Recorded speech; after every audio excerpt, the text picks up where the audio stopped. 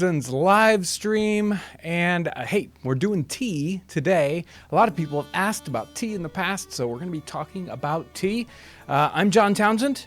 Behind the console with the computer and the audio stuff is Aaron. He does all the editing and he kind of makes these live streams happen. And Kyle is the magic man behind the questions console. So hello.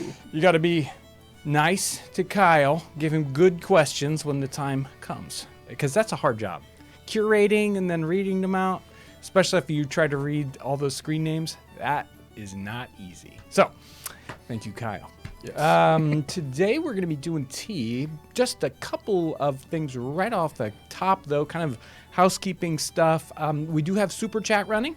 So if you love our videos and you want to help support what we do, help us make more videos, especially like that Bill Maddox one that we turned out on Thursday, Super Chat is a way you can help us do that. And it also kind of pushes your questions up in the stream too. So we also have probably a better way to help support us would be Patreon for those folks that are able to support us kind of monthly with a small amount of money. Patreon is a great way to do that. There's also a PayPal link that's probably the best overall, but there's a PayPal link. And hey, you can go to our web store where we sell all kinds of cool 18th and 19th century reproductions like stuff I'm wearing and cups and all kinds of good stuff. Also, we have merch. We'll talk about that a little bit later on. Let's get to the topic at hand. Before I start doing the topic, though, you can kind of hold your questions until we get a little bit further into this, because if you give them right now, then they kind of get lost in the stream. So hold on to your questions. Have fun in the comment section, though. Tea's like a massive, huge topic for the 18th century, 17th century, 18th century, and for England and the Dutch and North America. It's just this giant topic. And of course, I won't be able to cover it completely because, I mean, you can write a book like that thick on tea for 18th century stuff and not cover all the bases. But we'll have fun. There's some great stuff about tea. But before I start talking about tea, I'm going to make this tea because my water's hot now. And if I wait, it'll be cold. And we want to use hot water for our tea. I got this, today I'm going to be making bohea tea, which is the most common kind of tea that you will see in the 18th century. References to it show up basically everywhere. You'll see references quite often to something. You'll see bohea tea and green tea. Now today we don't actually call it, we don't call it bohea. I believe, I looked it up earlier today. I think it's Wu Yi is the typical name for this style of tea today. And it's probably similar to an oolong tea. Let's see, do I have enough in there? Oh yeah, there we go. Yeah, if you want to know the majority of the kind of tea that was dumped into the Boston Harbor, it would be this kind of tea. Okay, there we go. We'll let that steep. We'll see how that turns out. I haven't tried this particular tea. So, we used to actually carry a lot of teas on our website. We don't carry them anymore because it was kind of difficult. But we do have, this stuff just smells really good. I went on Amazon, did some looking up for this particular style of tea, and this colonial bohea showed up, and I haven't tasted it yet, but it smells wonderful. If you're interested in this kind of tea, there's an Amazon link down in the description section. It's an affiliate link. If you purchase through that link, we do get a small commission, so that would be wonderful too if you're interested in this kind of tea. Man, tea is so cool. It's one of those things that started to get imported into Europe, into Great Britain in the middle to late 17th century. Now, you would have thought by as popular as tea is in the 18th century that it would have been a much earlier import. But really, England doesn't start to get tea until the 1660s, 1670s at the very beginning. It starts to spread pretty rapidly. I think Scotland, the first tea kind of shows up in there in 1680 or so. It wasn't probably until, possibly some tea comes to North America as early as 1680, but it doesn't really start getting popular until right there at the turn of the century, say, 1700 or so. But at first, it was really a Dutch thing. They really had the trade kind of locked in. The English kind of pushed into the trade right there in the middle of the 17th century and really got a foothold in China and started bringing tea over. Apparently, the Dutch were trading tea. They were basically trading it 1-for-1 with sage. At least you find that in a lot of references in the 18th century.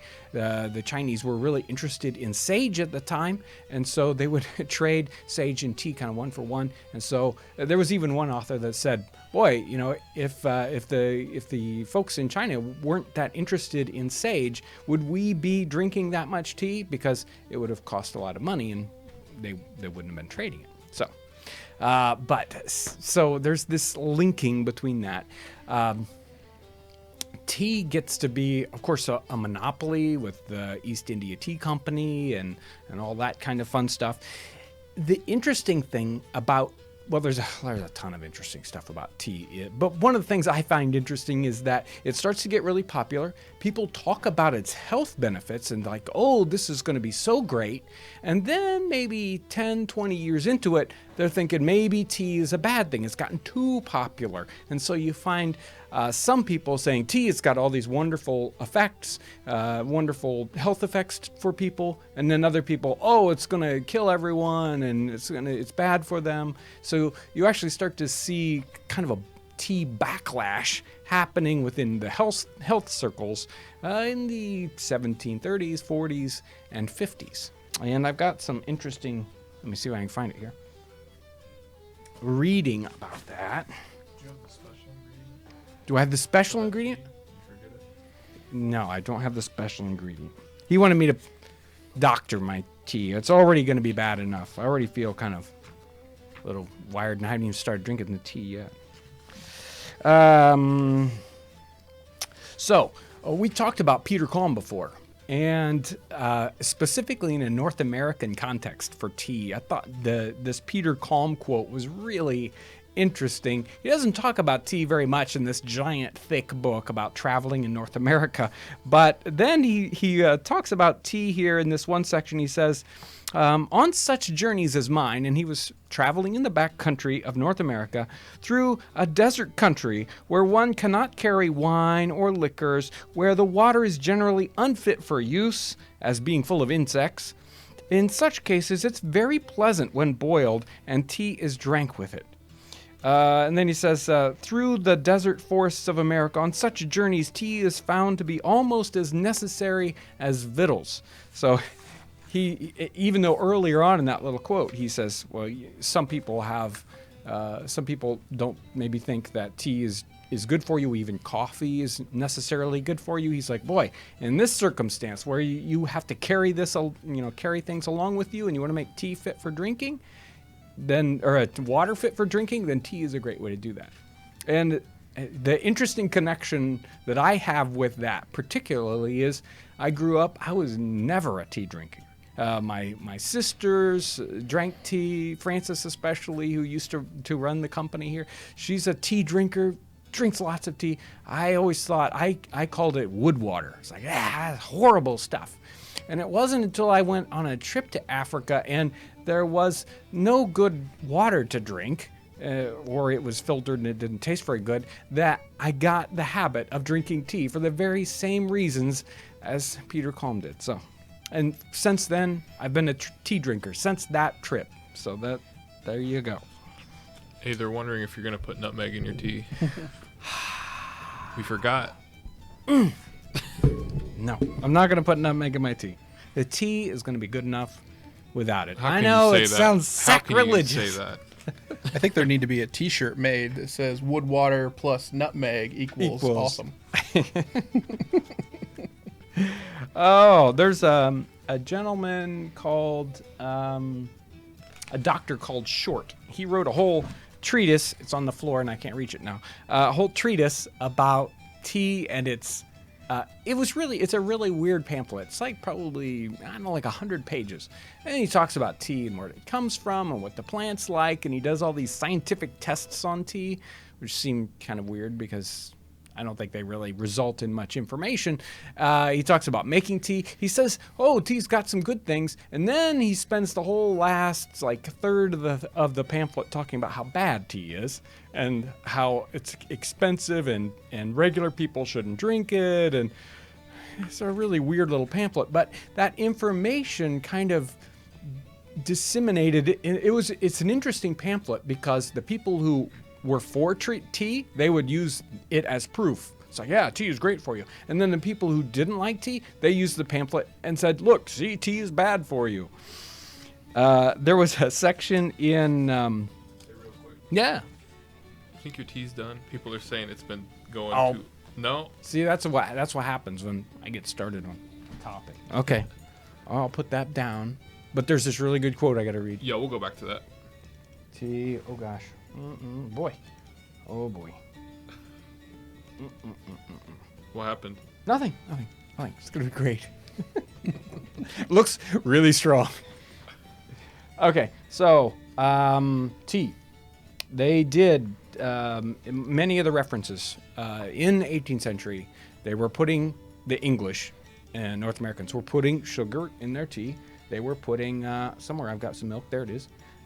They were putting milk in their tea. The doctors even talk about, how a little bit of milk in your tea is going to be a good thing. Obviously, the folks in the Orient weren't interested or didn't typically take it that way, but the folks in England did. Obviously, you can see my tea strainer only did. There you go. You can take a look. My tea strainer only did such a good look. Oh yeah, here we go. There you go. So I got some floating tea leaves. It's good for you. Let me tell you, this stuff smells so good. It hasn't been just a couple of months ago that I started really drinking oolong most of the time, and this has this particular version, wonderful smoky flavor or a smell to it. You open up that canister and you just want to eat it right out of it.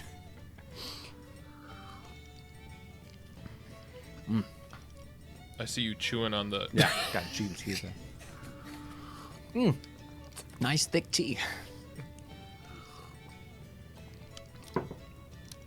So this has got definitely a little bit different flavor than my typical because I haven't tried this one before. The scent is, again, heavenly. I don't know. Oh, Aaron wants to try it out? Yeah, Kyle, Aaron wants to. There you go. I'll give you guys a try. I don't get to No, drink it. well, I'll try some. I smelled it yesterday, and it almost smelled like tobacco. Yeah. Oh, wow. Yeah, it kind of does. You want it back? Yes. Sorry. Do I want it back? They're stealing my tea. Bam. Yeah. Very, very nice tea. That's some good wood water. So, let me see if I can find this reference. Yeah, great wood water, John. 1744. The Scots magazine has references. Now, apparently, a lot of folks in Scotland, I don't know, it was almost like a political thing, having a thing against tea. Maybe it was because it was English. Maybe it was because, the aristocracy was drinking it. But I've got these two little pieces here. For some years, the use of tea had been creeping in amongst the nearly all ranks of people. To be, in many respects, an improper diet, expensive, wasteful of time, calculated to render the population weakly and effeminate. Towns, parishes, and counties passed resolutions condemnatory of the Chinese leaf and pointing strongly to the manlier attractions of beer. So, tea and coffee, chocolate to some extent, came into the diet, especially of England, and it replaced, especially for breakfast and all kind of manners of meals, it replaced beer and ale. And so you have these guys saying, now wait a minute, beer, why we need to go back to this better drink. We need to get rid of this sickly, weakly tea stuff and drink good, strong ale. Again, this is part of that same Scots Magazine, 1744. We, being all farmers by profession, think it needless to restrain ourselves formally from indulging in that foreign and consumptive luxury called tea. For when we consider the slender constitutions of many of the higher rank among whom it is used, we conclude that it would be but an improper diet to qualify us for the more robust and manly parts of our business. And therefore we shall only give our testimony against it, and leave the enjoyment of it altogether to those who can afford to be weak, indolent, and useless. There you go. So obviously, the Scots were thinking, give us our strong beer and ale, and take away the tea that makes us weak, indolent, and useless. No rhetoric there. Yes, and I like the part especially, those with slender constitutions, not merely, burly, manly men. Oh gosh, I have so much. There was this great little pamphlet called "On the Use of Tobacco, Tea, Coffee, and Chocolate and Drams," and it was a little pamphlet that basically they gave away at tobacco shops that told people how to use tobacco, and apparently they probably sold tea and coffee as well, because it gives instructions on tea and coffee. And it's got a really nice, interesting page with directions about how to fix your tea in the 18th century. Things like, don't drink it too hot. That might be bad for you. About 3 or 4 little cups of it are fitting enough, so don't drink too many. Although there was one interesting reference where somebody was testing to see just how bad tea was, and so they said, oh, you can drink 100 or 200 cups of it without it damaging you severely. So they were willing to go to the bat with tea. Let's see. But at the end of this little tea section, we're kind of circle back to that same thing. At the end of this little tea page with instructions, it says, but to speak the truth, never was a better state of health enjoyed than by our ancestors when the toast and good beer went around for breakfast in the morning, before ever tea, coffee, or other new inventions came up. So even though they were selling tea, they still thought, beer and toast, probably a better breakfast than tea or coffee. Whew. There's so much more. There's like a whole topic about tea and tea cups and the equipment that come with tea. But again, I don't have hours, and I would bore you to death with all these really cool little things about tea. I'm ready to take a few questions before. Yes. Let's do the Merch thing I was talking about first. Oh, where did it go? Oh, here it is. I got my tea in it. The nutmeg mugs are available again. We were out for a little bit. We do have the nutmeg mugs available. Nutmeg, it's a verb in the 18th century to flavor literally anything to 100%. John found the drink to be lacking in flavor, so he decided to nutmeg it heavily. Except, of course, the tea, which I didn't. And it's got the little Townsend logo on the backside. If you're interested in a mug, they're on the website. There's a link in the description section of the video. Also, we're working on some books. Oh, I wish I had it available for you today. Here is a copy. Can you show this on the thing? Yeah, lower it a little bit more. Lower it? Here we go. No. Yeah, just lay it. There you go. How about that? Yeah, lift it up actually a little bit. A little more towards the camera. Yeah, right there. Down a little bit. Yeah, there you go. Is that perfect? Yep. It's a book. We've been working on publishing a couple of books. They really are just period books in a printed format. Many of these, almost all of these books, you can find online for free as PDF versions. And I enjoy researching that way, but when it really comes to understanding the material, I gotta have it on paper. And so we've been bundling up some of these books into printed forms for folks. This particular bundle is The Domestic Coffee Man, showing the true way of preparing and making chocolate, coffee, and tea. And it's got instructions for making your own chocolate and how to do tea and coffee. And we also bundled it with the New Art of Brewing. So it's like two books from the 1740s about drinks, tea, and this is not available right this second, but it will be in a day or two. So look out for that next time. Next time I'll have a link for you, and you can check this particular book out. In Monday's video, I think we're gonna put one of those books in the. Yeah, in Monday's video we'll be doing a recipe out of Hannah Glass's cookbook, The Art of Cookery, and that's another one of these on the list of books that we're doing here. Hannah Glass's cookbook. It is really just one of the go-tos. That's another one that's available online with a sort of Townsend's imprint of 18th century books. So in a modern, format, because it can be very hard to publish these really thick books in a period binding method. It can get pretty expensive. So in a modern binding method. Wow. Okay. Now I'm ready. What do we have, Kyle? Well, we got a couple. Let's see. Cruel Hearted wants to know what is beaten cinnamon, and she is on page 58 of Primitive Cookery. Okay, I don't have Primitive Cookery in front of me, but beaten cinnamon. Well, cinnamon at the time came in obviously sticks, like you can buy it today. It depends. I mean, I don't have the recipe to read to try to get some of the context for it, but I mean, most of the time we buy cinnamon in the ground form, and it's beyond ground. It's pulverized into this very, very fine powder. It could be some of the 18th century recipes. You just kind of chuck the stick into, say, milk, and you boil it up, and then you take the stick out. So you're just kind of getting an essence of cinnamon. And then other times they call for a ground version to be put into the recipe. I'm guessing beaten cinnamon, that's what they mean. Ground cinnamon. It goes into the dish and stays in there instead of being sort of infused in it like a tea would be, where you would actually take it out. Cam Drapery wants to know what is the traditional way of brewing tea in the 18th century. In the English context, they did it just like I did it here. They would pour, basically boiling water over the tea leaves, let it infuse for a period of time, and then take it out.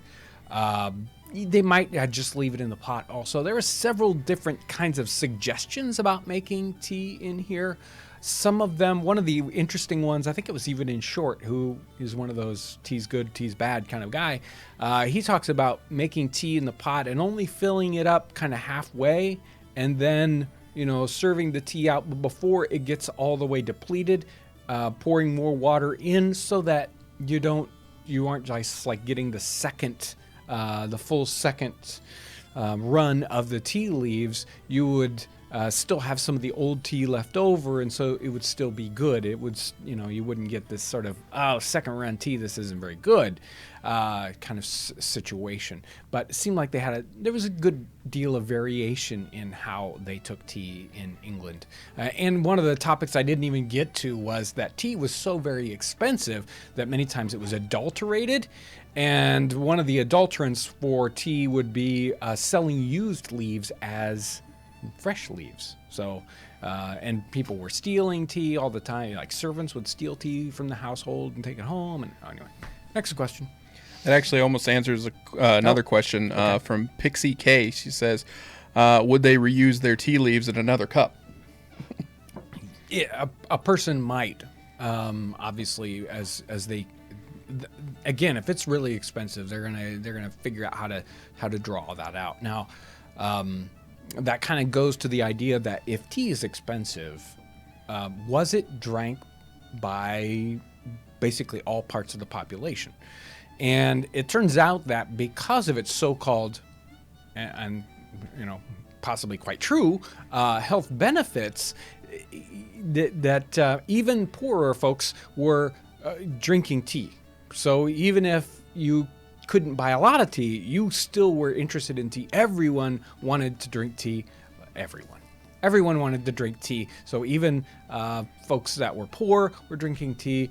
They probably didn't have as good a tea. In fact, they talked about adulterants. It's like whole forests of trees are being cut down and ground up into sawdust to be used in fake tea. So they would have 2 real tea leaves and the rest is sawdust. Talk about wood water. Anyway. I'm gonna probably butcher this name, but never mind. I'm not even gonna try. Is it true that the harbor smelled like tea for days after the Boston Tea Party? Yeah, supposedly it was very, very like that. I mean, you can go to, there's a Boston Tea Party Ship and Museum. They've got this great historic site that you can check out in Boston, and that's all they do. They do tea party, and that's it, and they talk about tea, and they've got ships that you can go on. You can even throw some of your own tea overboard, or their tea overboard. Check out that historic site. It's a great they're great folks there at that site. I hope sometime to be able to go there and visit that site. I haven't been there personally, but they have a lot of interesting research on their website, and some of it talked about some definitely period references to the harbor smelling like tea. There was a lot of concern about people retrieving the tea, salvaging the tea, and they actually went out in boats for days afterwards with oars and smashed the boxes and tried to make sure everything sank. So, yeah, very, very interesting thing about the Boston Tea Party. Quick shout out to Dynamite Stick. Thank you for complimenting me on my manly voice. Was the tea that was put into the harbor in block form or loose? As far as I know, there is no good documentation for brick tea in the 18th century in Europe or North America. It seems like everything that came over to us was a typical loose form of tea, not the stuff that was compressed into bricks. I don't think that shows up in North America until the 19th century, probably middle end of the 19th century. Kay Dixie wonders, when did tea bags come along? When did they start putting them in the bags? I don't know. I haven't looked into any of the more modern stuff. I sort of stopped doing my research when I get to 1800, 1820 and stopped looking into tea. And so I don't know about other kind of strainer methods. In fact, you don't even really see strainer stuff talked about in the 18th century texts that I was looking up. So it could be that they just let the tea leaves sink to the bottom and kept on working with the pot. So. Let's see. Doc Coffee wants to know what would you pair? What food would you pair with tea back in the 18th century?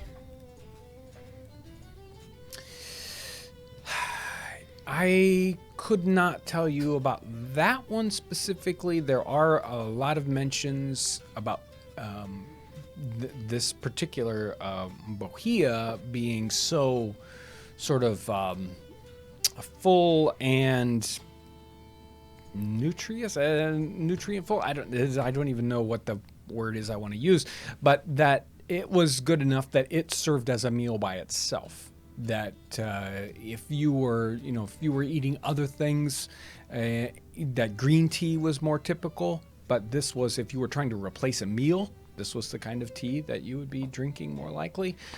But what you would connect it with food-wise, I don't have a good one. I mean, they talk about it all the time in connection with breakfast. And most of the time, these breakfasts, they're talking about toast, buttered toast specifically. In fact, the one guy was like, yeah, imagine if we got rid of tea, then people would stop eating buttered toast and we could save all this money on butter. Which just, didn't make any sense to me, but I think he was grasping at straws because he didn't like tea. See, Jordan B. wants to know, what were other popular hot beverages before tea and coffee?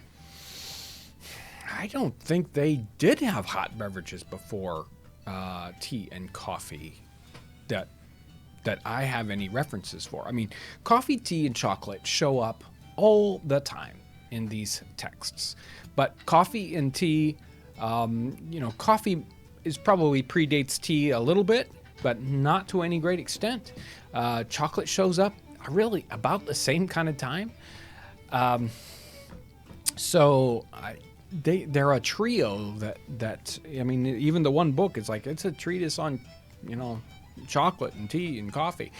Before that, I think most of the time it was a cold or just a room temperature beer, ale, small beer as a typical beverage for breakfast. And that stayed for some people into the 18th century, drinking small beer for breakfast.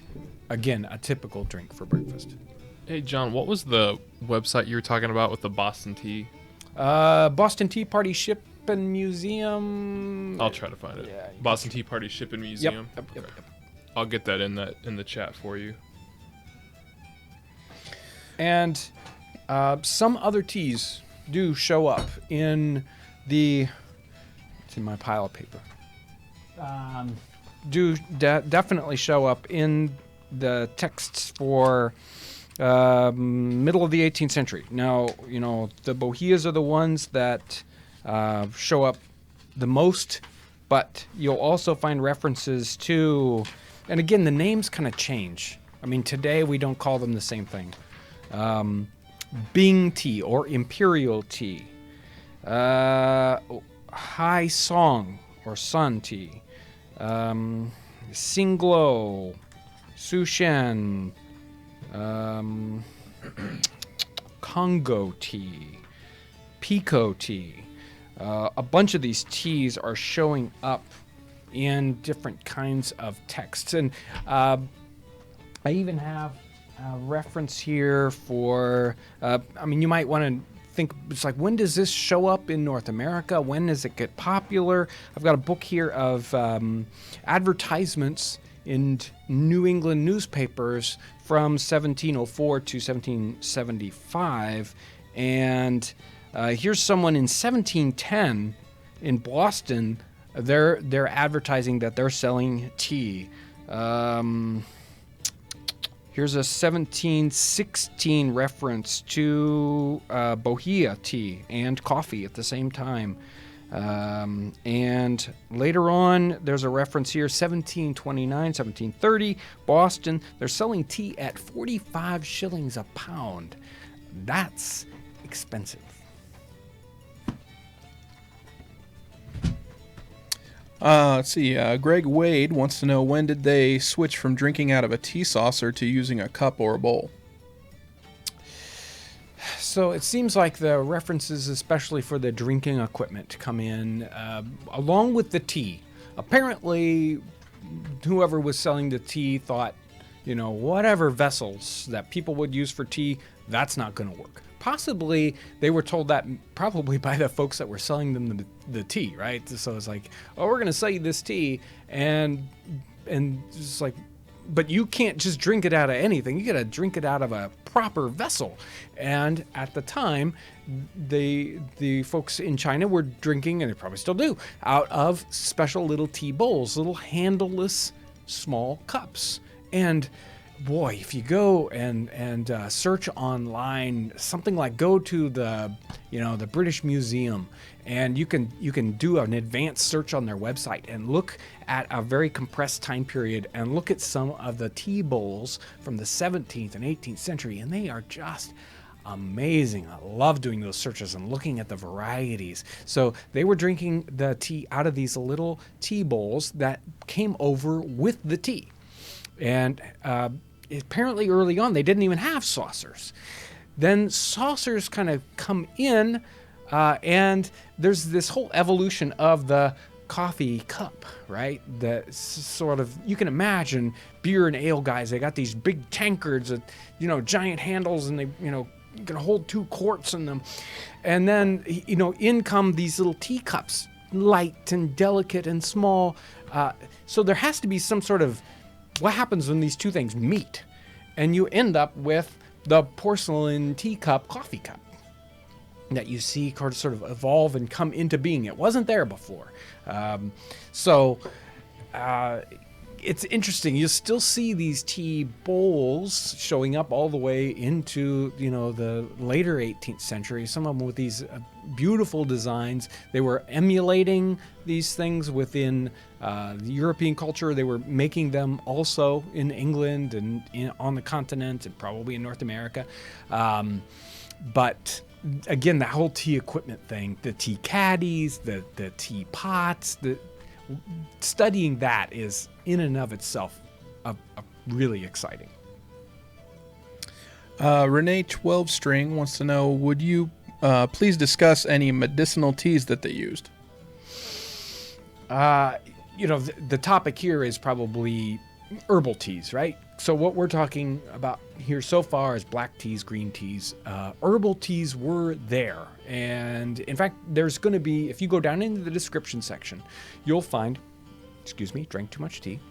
You'll find a link to an herbal tea video that we did several years ago. I was just, flipping through one of the cookbooks, and there's this whole page section on medicinal herbal teas, or a particular medicinal herbal tea. We made that out of specific herbs, and you can check out that episode, and that'll give you all the information on that. There's definitely references to that sort of thing happening within the 18th century, and basically, if you go in the medical cookbook or medical books of the time period, they had, all these different herbs and different plants that they were using for medicine. And they had, 10 different ways of delivering this medicine. And one of those was infusions. It's a tea, right? So whether they called it a tea, which of course they didn't early on because they didn't have tea, they were doing infusions just like tea for medicinal purposes. 17th, 16th century, 17th century, 18th century. They just might not have called them a tea. John, a lot of people are asking, when did they start reading tea leaves? Oh, no clue. No clue. I don't have a good guess for you on that. What is that made out of? The oh gosh. The infuser. Yeah. This guy? Yeah. It's dripping. It's a bamboo little basket strainer. We used to have them on the website, and I don't sell them anymore. But if you really want them, we'll get them again for you. Aquastar wants to know what the next historical site you're planning to visit.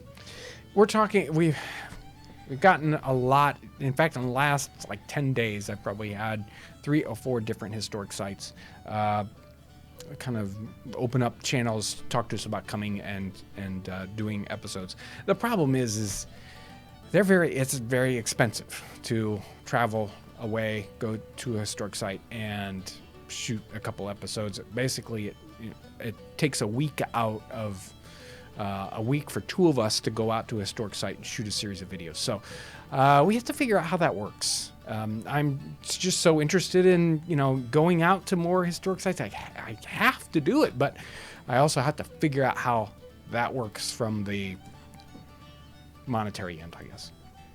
So I don't have one scheduled. Real quick, Obsession of the Month I keep sending him the information, but I don't think they are getting it. What camera equipment do we use? We're using the Panasonic GH5 and the GH4s. Those are the cameras that we use. Yeah, there's a link to the camera recommendation page. I don't know if you can find that, Aaron. There's a page on our website that has links to all the different kinds of equipment that we use. I kind of want to put a little review caption on all the kinds of equipment we use. There's a little bit of that information there. Again, those are Amazon links. It's a link on our website. If you're interested in the camera equipment we use, we've gone through 5 or 6 generations of equipment as we've done the channel over the years, and boy, I'm just so happy with the current stuff that we've been using, and love to recommend it to folks. So I'm gonna throw it in the chat real quick if anyone's interested. John, a couple of people were asking where you went in Africa. I went to visit folks that were in Tanzania. I went to help set up solar panels and a water tank and and stuff like that. So it was a spot. We landed in Arusha. We right up close to Kilimanjaro, and we traveled through the Serengeti and all the parks there, and got to see giraffes fighting. That is so cool. Elephants and all that good stuff. Went through the Ngorongoro crater, and we were in a spot that was sort of close to Lake Victoria, and truly an adventure. And again, for people who were like, oh, I wish I could, go visit the 18th century. Well, some places, there are pieces of the 18th century alive and well, although they're disappearing, as and that's probably a good thing, right?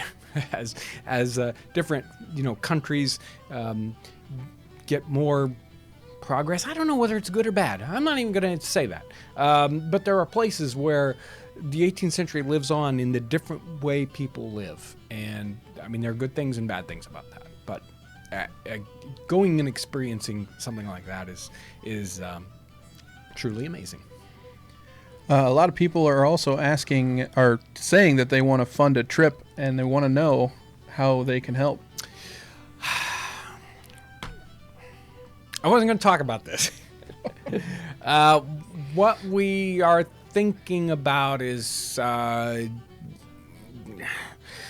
we either need to work with the historic sites themselves and find ones that are capable of helping fund us to go there, and there are other situations where there's no way for that site to be able to do that, and we're looking at doing individual Kickstarter projects to help us go to individual sites. So we are looking at that really strongly.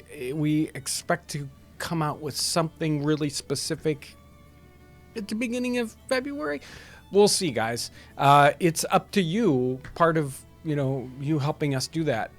We are totally open to that and excited about offering that kind of possibility for you to help us with that, because we can't do it by ourselves. There's just no way. I mean, wow, it's difficult. So we will see what we can do. I'm excited that you guys are excited about that, because we want to do that. Well, back to some tea questions. Tea! Games Donovan wants to know, were soldiers given tea as a ration? I don't know specifically. I would say that I think part of what happened, and it depends on the particular, depends on the time.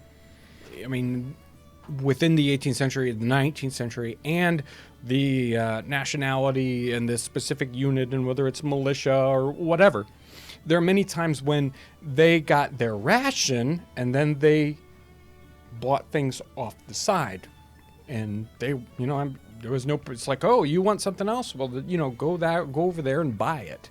And so I'm sure at times that they went and bought tea for themselves. I don't know of specific instances in the 18th century where they were given tea as a ration. I'm sure that happens in the 19th century. In the 18th century, I do not know. There may have been times when they demanded tea, but then the officers probably thought, we need manly men, not those effeminate people. So somebody's making a noise back there. So maybe they didn't want him to drink tea, and they forced him to drink beer and ale for breakfast instead. Kristen Johnson wants to know, how was tea stored in the 18th century? Crockery or glass?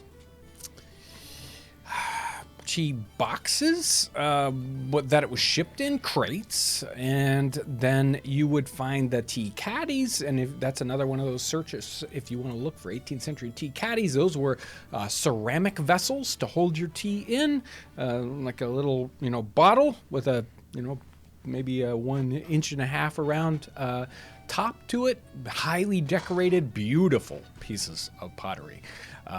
So that's probably how you would store it. Sometimes I think you'd see in 18th century European homes, they could store their tea in little cabinets, many times with a lock on it, because they didn't want people to steal it. But are we getting there? We're there. I wanted to show you one cool little thing. Got this in the mail yesterday. I'm thinking about making some, but I think about making a lot of things.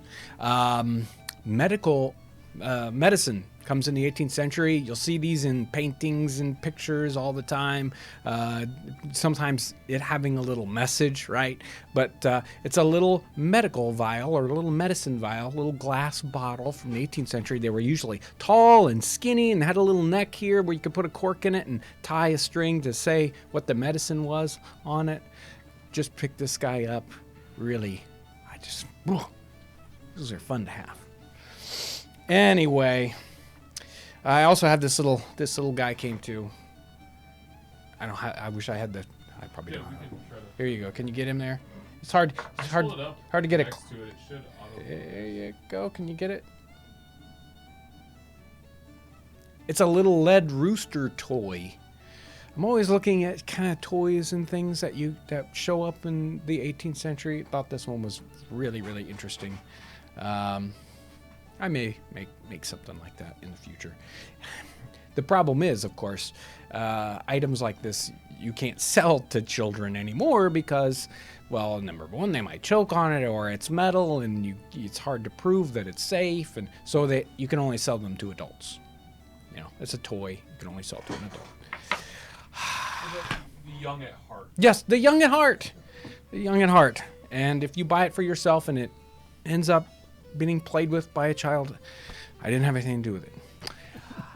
Thank you guys so much for all the stuff you do. You know, did I have one more thing? I had one more thing. Oh, Rick and Hillary, the music and the live event. We talked about pushing it back to February. I think we've scheduled it for February 17th.